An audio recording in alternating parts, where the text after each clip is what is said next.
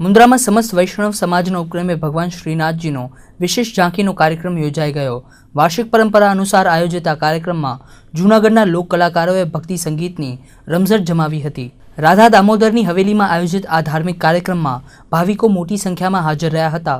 ગૌરક્ષાના શુભ આશય સાથે આ કાર્યક્રમનું આયોજન કરવામાં આવ્યું હતું। ગિરનારા સમાજના પ્રમુખ અશોક અધિકારી, શૈલેષ ભટ્ટ, સમીર અધિકારી, સ્નેહલ વ્યાસ, ભરત ભટ્ટ, સુકેતુ અધિકારી, ચેતન ભટ્ટ વગેરે આયોજનોમાં સહકાર આપ્યો હતો।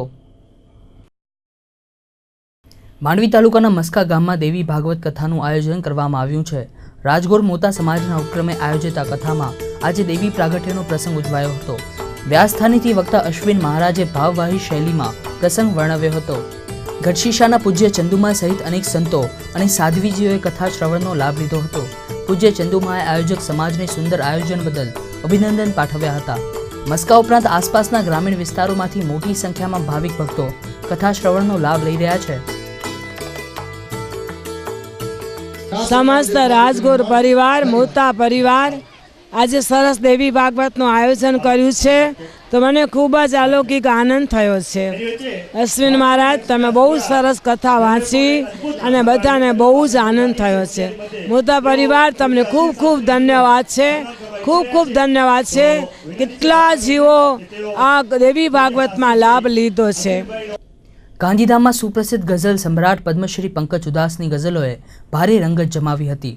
ગાંધીધામ લાયન્સ ક્લબના ઉપક્રમે મહેફિલે ગઝલ કાર્યક્રમનું આયોજન કરવામાં આવ્યું હતું। બલ્ક કલેક્શન વાહન અને શબવાહિની વસાવવાના શુભ આશય સાથે ગઝલ સંધ્યાનું આયોજન કરવામાં આવ્યું હતું। ગાંધીધામની ખાનગી હોટલમાં આયોજિત આ કાર્યક્રમમાં ગઝલ રસિકો ઉમટ્યા હતા। પંકજ ઉદાસે પોતાના મખમલી અવાજના જાદુથી ઉપસ્થિતોને મંત્રમુગ્ધ કરી દીધા હતા।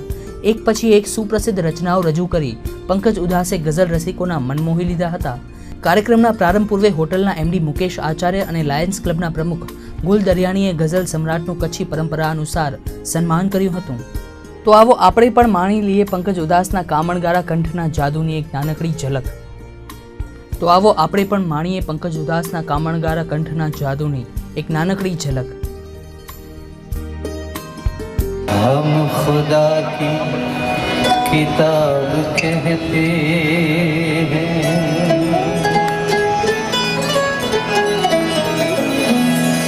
आप जिनके करीब होते हैं, आप जिनके करीब होते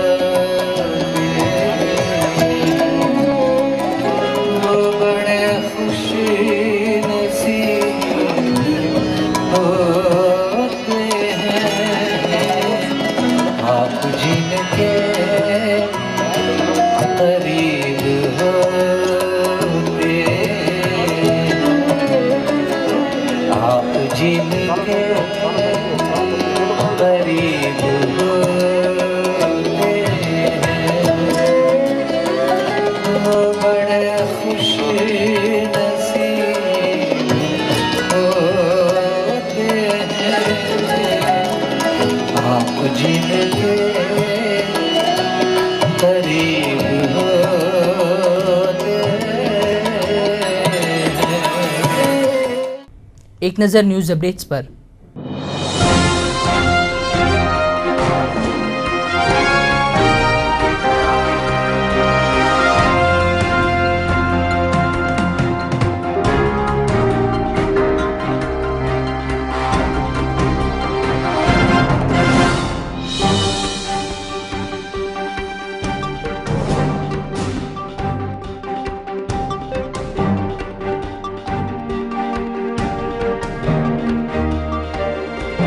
તો આ હતા આજના કચ્છ ઉદય ટીવી સમાચાર। વધુ સમાચારો સાથે ફરી મળીશું, ત્યાં સુધી અમને રજા આપશો। નમસ્કાર।